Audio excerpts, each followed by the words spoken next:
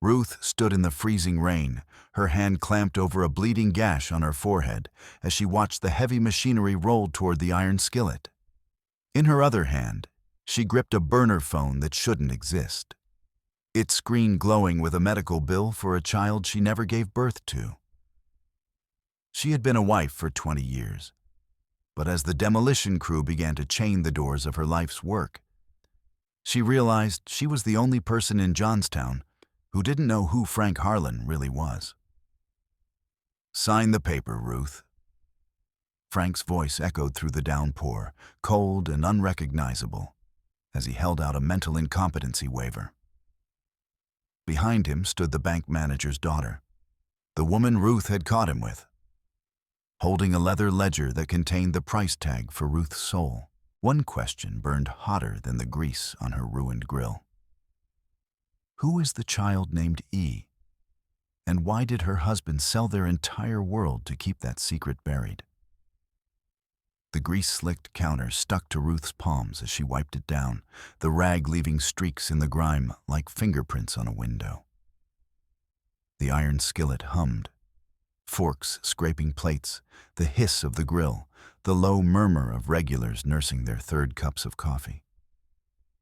It was the rhythm of her life, a steady, predictable pulse that usually kept the ghosts at bay. Then her thumb caught the edge of something stiff beneath the register. A bill. Not the kind you paid with. Her breath hitched. The paper trembled in her grip. The ink smudged where someone had folded it too many times. Johnston Memorial Hospital. The numbers blurred for a second. 3,000, then another zero, then another. Her stomach twisted into a hard, cold knot. Frank's handwriting slashed across the bottom, jagged and hurried, like he'd scribbled it between shifts. Patient, Harlan, E. No age, no explanation. She didn't have a child named E. Her daughter was Emily, her son was Daniel. There was no E in her house, yet the bill was recent, and the amount was staggering. The smell of burning onions wafted from the grill, but she couldn't move. The document felt heavy, a lead weight pulling her toward a floor that suddenly felt unstable. This wasn't just a secret. It was a map to a life she didn't recognize. The bell above the door jangled, a sharp, metallic cry that made her jump. Ruth didn't look up, but she knew the sound of those boots. Heavy, deliberate, the way Frank always walked like he was late for something important. She slid the bill into her apron pocket, the paper crinkling like a dry leaf, just as he leaned over the counter. His cologne, something sharp and expensive that didn't belong in a town like Johnstown, cut through the heavy fryer grease. "You seen my thermos?" His voice was rough, the kind of gravelly baritone that came from too many cigarettes and not enough sleep. He didn't look at her, his eyes scanning the counter with a restless, predatory energy. No. She kept her eyes down, scrubbing at a coffee stain that had been there since 1994. Her heart hammered against her ribs. A trapped bird. He exhaled through his nose, a huff of annoyance. "You all right? You're pale as a ghost." She finally looked at him. His jaw was tight, the skin pulled thin over the bone, the way it always got when he was holding back a lie. "Fine. Just the heat." Outside, the mist clung to the windows like cobwebs, turning the streetlights into fuzzy, sickly halos.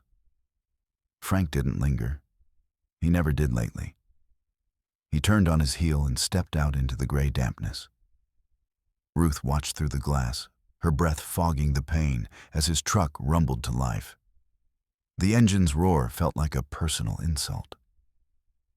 As he pulled out, tires crunching over the gravel, Ruth didn't hesitate. She grabbed her coat from the peg, ignored the half-finished orders on the spindle, and walked out the back door. The Johnstown mist was a living thing, thick and tasting of wet soot and old iron. Ruth climbed into her battered sedan, the engine groaning as it turned over. She kept her headlights off as she pulled onto the main road, trailing the red twin glow of Frank's taillights. He was heading away from the mills, away from the familiar grid of their life. Ruth gripped the steering wheel so hard her knuckles turned white, the scarred skin on her forearm itching. She wasn't just a wife anymore. She was a hunter. She followed him through the winding, hilly streets, keeping a 3-car distance, her mind a frantic loop of Harlan, E., Harlan, E. The fog swallowed the world, leaving only the two of them in a ghost landscape of skeletal trees and darkened storefronts. Every turn he took felt like a knife cut to her memory of their 20 years together. He led her into the suburbs, a place of manicured lawns and houses that looked like they were made of plastic and lies. Frank pulled his truck into the driveway of a modest colonial, the kind of house Ruth had once dreamed of. She watched from the shadows of a large oak tree half a block away. The engine of her car ticked as it cooled, the only sound in the suffocating silence. Frank got out, adjusted his union jacket, and walked up the path with a key already in his hand. He didn't knock, he didn't hesitate. He entered that house like he owned the air inside it. Ruth sat in the dark, the medical bill in her pocket, feeling like it was burning a hole through her uniform. The betrayal wasn't a sudden blow. It was a slow, agonizing realization that the man she loved was a stranger who lived in 2 worlds while she stayed buried in grease and coffee grounds. Minutes ticked by, measured by the rhythmic thumping of her own pulse. Ruth couldn't stay in the car. The silence was a physical weight, pressing the air from her lungs. She stepped out into the damp night, her boots silent on the wet pavement. She marched toward the house, her shoulders squared, chin held high, in that way she used when a customer got too rowdy at the diner. She didn't think about what she would say. She only knew she needed to see the face of the woman who lived behind that red door. She reached the porch and pounded on the wood. The sound echoed through the quiet street, a drumbeat of war. The door swung open, but it wasn't Frank. It was a woman, younger, with soft features and wide brown eyes that looked like they were practiced in the art of appearing innocent. Elena. She smelled of vanilla and expensive soap, a stark contrast to the scent of onions and old dishwater that clung to Ruth. "Where is he?" Ruth's voice was a low growl, a sound she didn't recognize as her own. Elena's expression shifted from confusion to a cold, sharp-edged disdain. "You shouldn't be here. Go home, Ruth." The use of her name, spoken with such casual familiarity, snapped something inside her. "My husband is in this house. Move." Ruth tried to push past, but Elena was quicker, stronger than she looked. The girl lunged, her hands catching Ruth's shoulders with surprising force. Ruth stumbled back, her heel catching on the edge of a loose porch board. A sharp pain flared in her shoulder as she hit the railing, the wood groaning under her weight. "He doesn't want you," Elena hissed, her face contorting into something ugly and triumphant. "He's done with the grease and the dirt. He has a real life here." Ruth gasped, the air knocked out of her. But her eyes caught something on the small wicker table beside the door. A leather planner. Frank's planner. He never went anywhere without it. It was his Bible, filled with union notes and schedules. In the middle of the scuffle, as Elena reached out to shove her again, Ruth lunged forward. She didn't go for the girl's face. She went for the book. Her fingers clamped onto the cold leather, and she yanked it toward her chest. "Hey, give that back!" Elena screamed, reaching for the planner, but Ruth was already moving. She scrambled off the porch, the pain in her shoulder a dull throb compared to the adrenaline coursing through her veins. She didn't look back as she ran for her car, the girl's curses fading into the mist. Ruth scrambled into the driver's seat, locked the doors, and fumbled with the keys. Her breath came in ragged, sobbing gasps. She had it. She had the proof. She didn't go home. Home was a place of shadows now. A place where Frank would be waiting with his practiced smiles and his loud, hollow laughter. Instead, she drove toward the skeletal remains of the old mill, the blackened steel stacks looming like tombstone markers against the night sky. She pulled into a gravel lot where the weeds grew tall enough to hide a car. She opened the planner. Her hands were shaking so violently she almost dropped it. Inside, the pages weren't filled with union meeting notes. They were columns of numbers, dates, and names she didn't recognize. Henderson, Carter, Whitmore. Beside the names were coded entries, T4 followed by 5-digit figures. Transfers, massive amounts of money moving like ghosts through accounts she never knew existed. It wasn't just a mistress. It was a ledger of a life built on theft. A heavy knock on her window made her scream. She looked up to see a massive, weathered face pressed against the glass. Miller. His white hair was a mess in the wind. His storm cloud eyes narrowed with concern. He gestured for her to roll down the window. "Ruthie? What the hell are you doing out here at this hour?" She couldn't speak. She just handed him the planner. Miller took it, his massive, calloused hands surprisingly gentle as he flipped through the pages. He pulled a small flashlight from his pocket, the beam cutting through the dark cabin of the car. He whistled low, a sound of distant thunder. "This ain't union business, Ruth," Miller said, his voice a low rumble. "These are bank codes, offshore routing. Frank's been moving money for a long time." "How much?" she whispered. Miller flipped to the back of the book, his thumb stopping on a page that had been folded over. He went silent for a long time. The only sound was the rain beginning to tap against the roof. "It ain't just the money he's moving, Ruth. Look at this." He pointed to a line of text at the bottom of a page titled Collateral Assets. Underneath, in Frank's bold, slashing hand, were the words, "The Iron Skillet. Parcel 402. The world seemed to tilt. The diner? He can't. My name is on the deed." Miller looked at her, his eyes filled with a pity that hurt worse than Elena's shove. "He's got power of attorney, Ruth. You signed those papers last year when you had the flu, remember? He said it was for the insurance." Ruth felt the bile rise in her throat. Every kindness, every "don't worry about the paperwork, honey," had been a brick in her own prison wall. Frank hadn't just been unfaithful.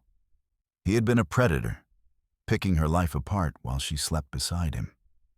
"He took out a loan, Ruth," Miller continued, his voice heavy. "A high-interest, predatory loan from a firm that doesn't use lawyers to collect. He put the diner up to cover his losses in some kind of land scheme. If he doesn't pay, they take the building. And from the looks of these transfers, he ain't paying." Ruth leaned her head against the steering wheel, the horn letting out a tiny, pathetic chirp. She was 52 years old. Her hands were stained with coffee and grease, and she was about to lose the only thing she had left. The man she had loved for 20 years hadn't just broken her heart. He had dismantled her future. "I can fix this," Miller said, tapping his fingers against the doorframe. "I know people. We can find where this money went."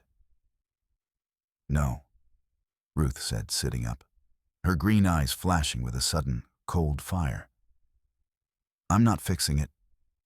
I'm going to burn it down." She drove back to the diner in a daze, the rain now a steady, rhythmic drumming that matched the pulsing ache in her shoulder.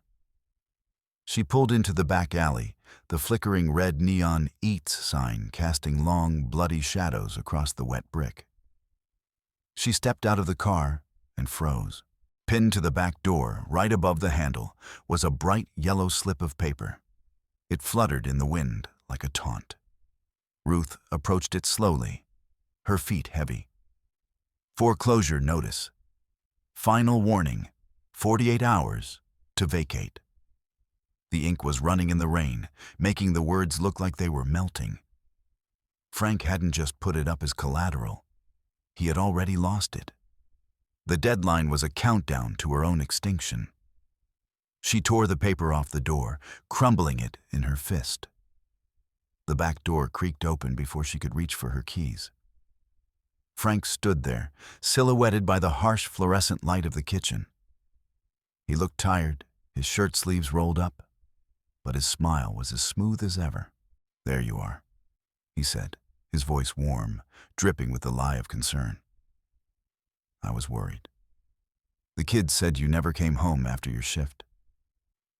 "The accounts are empty, Frank," she said, her voice flat, devoid of the tremor she felt inside. He didn't blink. He stepped toward her, his hand reaching out to touch her arm. She flinched as if he were holding a hot iron. He let his hand drop, his expression shifting to one of practiced sadness. "I know, honey. I was going to tell you. We were hacked. Some offshore group hit the union funds and the personal accounts. I've got the bank looking into it. It's a mess, but we'll get it back." "You're lying," she whispered. "Ruth, you're stressed. The diner, the bills. It's taking a toll on you. You're seeing things that aren't there." He moved closer, his presence taking up all the air in the narrow hallway. "Why don't you go upstairs? Take a bath. I'll handle the closing." She didn't argue. She couldn't. If she spoke again, she would scream, and she wasn't ready to scream yet. She walked past him, the scent of his cologne making her stomach churn, and headed to their small apartment above the diner. Later that night, as Frank's heavy snores echoed through the bedroom, Ruth lay awake, staring at the water-stained ceiling. The silence of the house was a lie. Then, she heard it, a faint, rhythmic vibration. It wasn't coming from the bed or the nightstand. It was coming from the wall. She sat up, her heart racing. She traced the sound to the air vent near the floor. With a butter knife from her bedside table, she unscrewed the grate, her movements slow and silent. Tucked inside the duct, wrapped in a piece of felt, was a small black burner phone. It began to ring in her hand. The screen glowed a sickly blue in the darkness. "Incoming call. Henderson." Ruth stared at the device, the vibration humming through her bones. She didn't answer. She watched the screen go dark, then light up again with a text notification. "The demolition crew is set for Tuesday. Make sure she's out." She tucked the phone into her pocket and looked toward the bathroom. Through the frosted glass of the door, she could see the steam rising as Frank took a late-night shower. He was humming a tune, something light and jaunty. He thought he had won. He thought she was the same tired woman who would believe whatever he told her because the alternative was too scary to face. She moved to the dresser, her fingers finding the framed photo of their wedding day. They looked so young, so sure of the world. She turned the photo face down. The next morning, the air in the kitchen was thick with the smell of old grease and impending doom. Ruth was alone, prepping the grill, when the back door creaked open. It wasn't Frank. It was a man she didn't know, tall, with a face like a hatchet and eyes that moved like a shark's. Silas.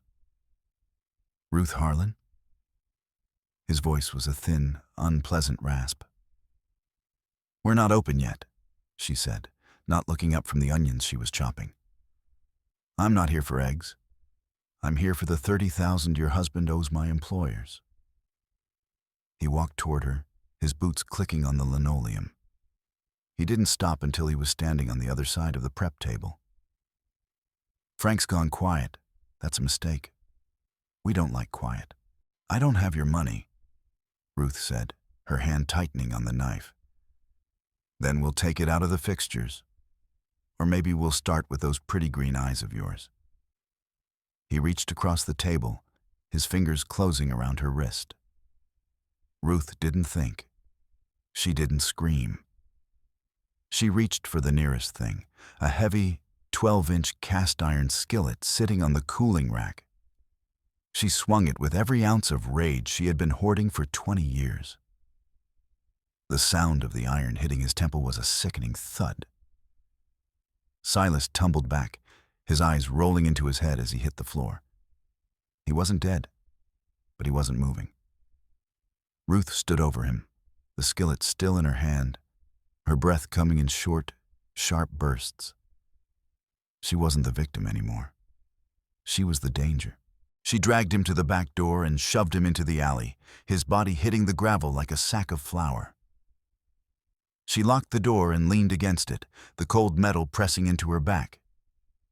She was a target now. The bank, the mob, her husband. They were all coming for her. She pulled the burner phone from her pocket and began to scroll. It wasn't just Elena. Elena was the daughter of Harold Henderson, the manager of the Johnstown Savings and Loan, the same bank that held the diner's mortgage, the same bank that had approved the predatory loan. The pieces clicked together with a terrifying crystalline clarity. Frank wasn't just having an affair. He was part of a syndicate. They didn't want the diner. They wanted the land. She went to the county records office, her hands still smelling of the onions she'd been chopping. The clerk, a woman who had been coming to the skillet for years, looked at her with pity. "The highway expansion, Ruth," the clerk whispered, sliding a map across the counter. "The new bypass is coming right through Main Street. Your lot is the pivot point. The state's paying triple market value for the eminent domain. Millions. The land was worth millions, and Frank and Henderson were going to split it, leaving her with nothing but a pile of debt and a broken heart." She followed the trail to a secluded park on the edge of town that evening. From behind a thicket of hemlocks, she watched as a black sedan pulled up. Henderson got out, followed by Elena. Frank was already there, leaning against his truck. Ruth pulled out the burner phone and hit the voice memo app. "The foreclosure goes through on Monday," Henderson was saying, his voice smooth and clinical. "The forged signatures on the supplemental loan won't hold up to a forensic audit, Frank. We need that building down before she gets a lawyer." "She's not getting a lawyer." Frank laughed, the sound echoing through the trees. "She's barely holding it together. I've got the kids convinced she's losing her mind. Another day or two and she'll sign whatever I put in front of her just to make the noise stop." Ruth clutched the phone, her knuckles aching. The betrayal was complete. It wasn't just her husband. It was her children. He had poisoned the only people she had left. She waited until they dispersed, her mind a cold, sharp blade. She drove home, but she didn't go inside. She sat in her car, watching the lights in the house. Her children, Daniel and Emily, were in there. They were her heart. But right now, they were weapons Frank was using against her. When she finally walked through the door, the air felt like ice. Daniel, 17 and already possessing his father's stubborn jaw, was standing in the kitchen. "Mom, we need to talk," he said, his voice trembling with a mix of anger and fear. "Not now, Danny. I'm tired." "No. Dad told us everything. About the mistress you're imagining. About the money you think is missing. Mom, you're sick. You're having some kind of breakdown. Dad found the medical bills for that clinic you've been looking at." Ruth stared at him. The medical bill. Frank had used the bill she found and flipped it, telling the kids she was the one seeking treatment for a phantom illness. It was brilliant. It was monstrous. "Danny, look at me," she said, stepping toward him. He backed away, his eyes filled with a genuine, heartbreaking pity. "Don't, Mom. Just go to bed. Let Dad help you." Frank appeared in the doorway, his face a mask of feigned sorrow. "It's okay, son. Go upstairs. I'll take care of her." The isolation was total. She was a ghost in her own home, her words turned into symptoms, her evidence turned into delusions. Monday morning brought a new kind of hell. Ruth went to the bank, her jaw set, ready to withdraw what was left of her savings to hire a private investigator. The teller, a girl no older than Emily, wouldn't look her in the eye. "I'm sorry, Mrs. Harlan. Your accounts have been flagged for unusual activity. Mr. Henderson has placed a temporary freeze on all assets, pending an internal review." "On whose authority?" Ruth's voice rose, drawing the attention of the other customers. "The primary account holder, your husband." She walked out into the blinding sun, her purse empty, her life frozen. Miller met her at the edge of the parking lot, his face grim. "I found her, Ruth. The clerk Henderson fired last month. She saw them. She saw Frank and Henderson in the back office, signing your name to the second mortgage. She's willing to talk, but she's scared." "Where?" "The mill. Tonight, 8 p.m. She'll meet us in the old foreman's office." It was the first glimmer of hope, a tiny spark in the dark. Ruth arrived at the mill early, the massive, rusted structure groaning in the wind. She climbed the stairs to the glass-walled office, her heart thumping against her ribs. The door was unlocked. She stepped inside, but Miller wasn't there. The clerk wasn't there. Only Frank. He was sitting in the foreman's chair, a single lamp casting long, distorted shadows across the floor. He held a stack of papers in his hand. "You shouldn't have talked to Miller, Ruth," he said, his voice devoid of its usual charm. It was flat, cold, and dangerous. "He's an old man. He doesn't understand how the world works anymore." "Where is she?" "She's gone. I gave her enough money to make sure she stays gone." He stood up and walked to the door, turning the heavy iron bolt. Click.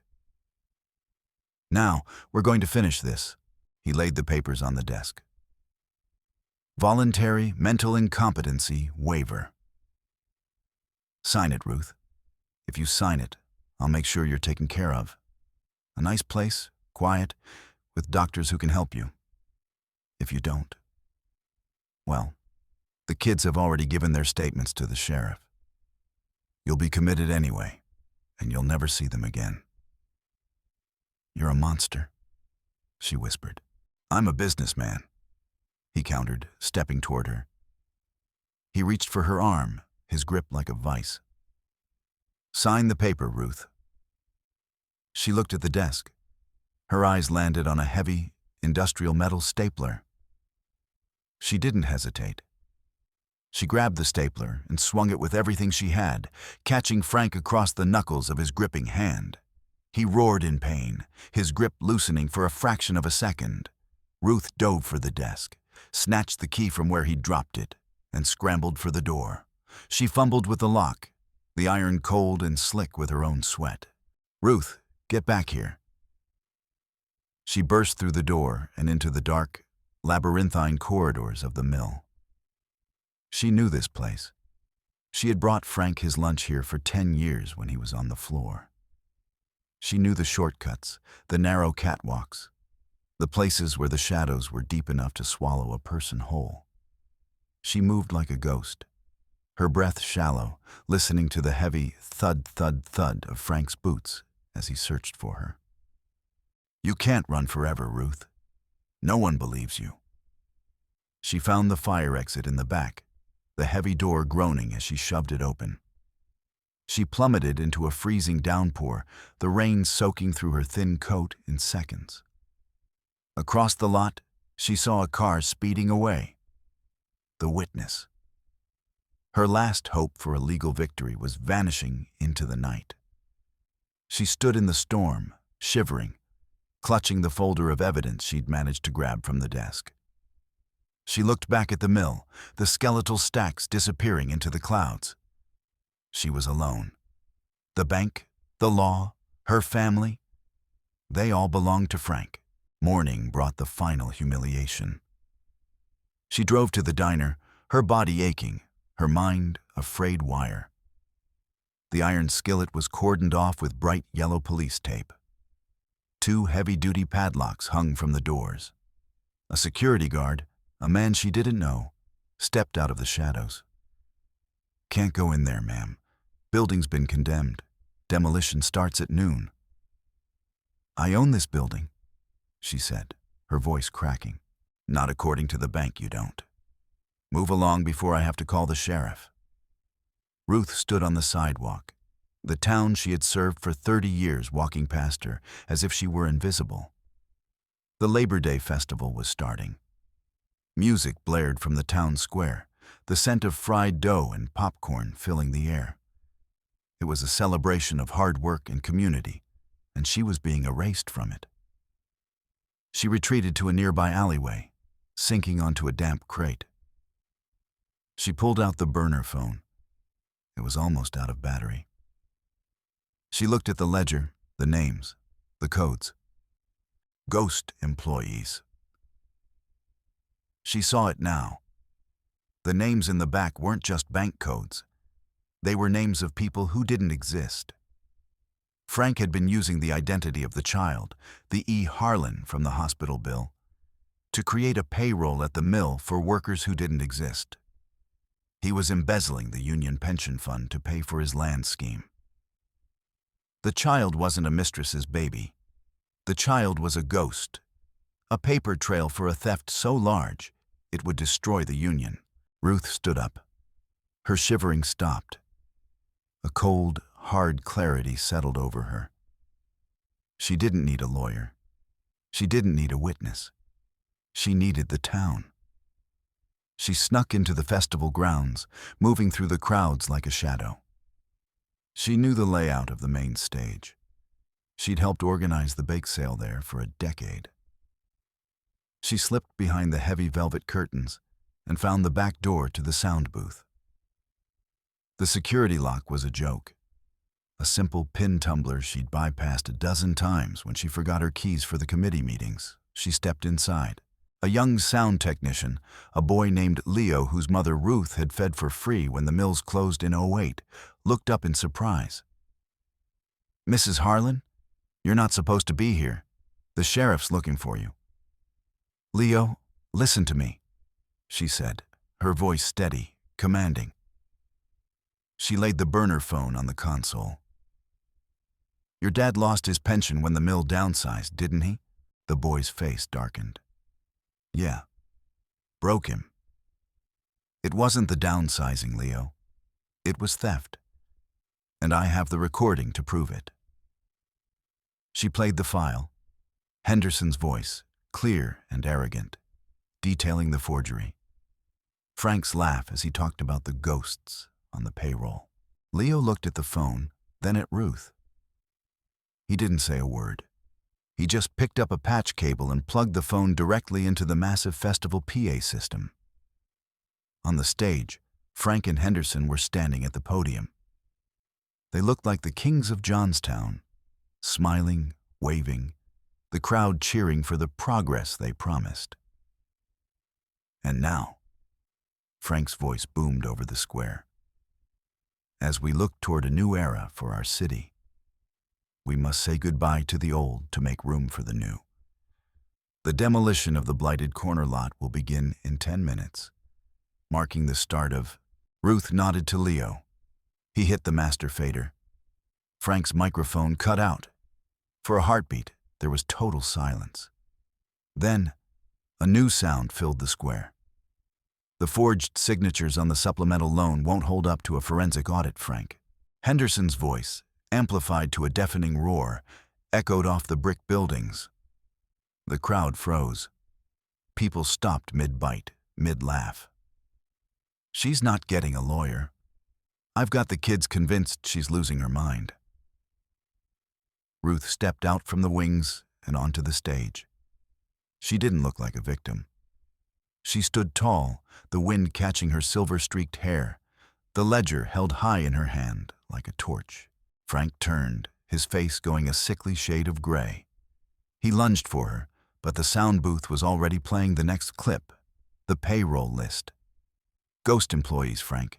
E. Harlan, a child who doesn't exist, drawing a foreman's salary for 3 years. Where's the pension money, Frank?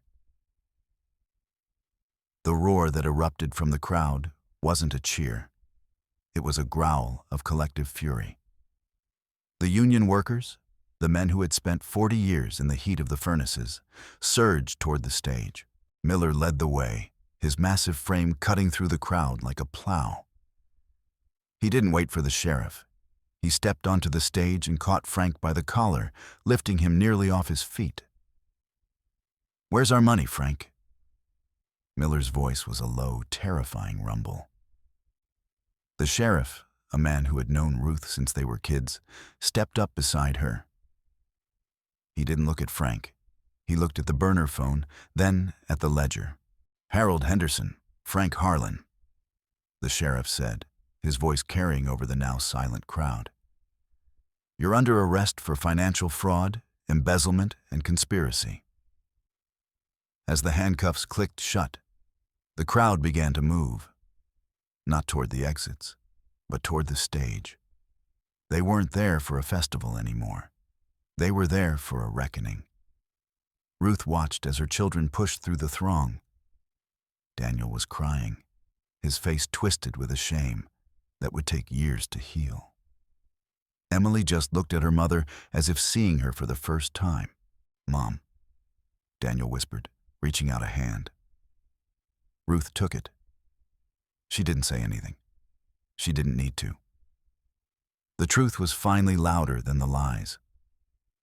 The demolition crew, men who had been sitting in their rigs waiting for the signal, climbed down from their cabs. One of them, a man Ruth had served coffee to every morning for a month, walked up to the stage. "We ain't tearing nothing down today, Ruthie," he said, tipping his cap. A petition was started on the spot.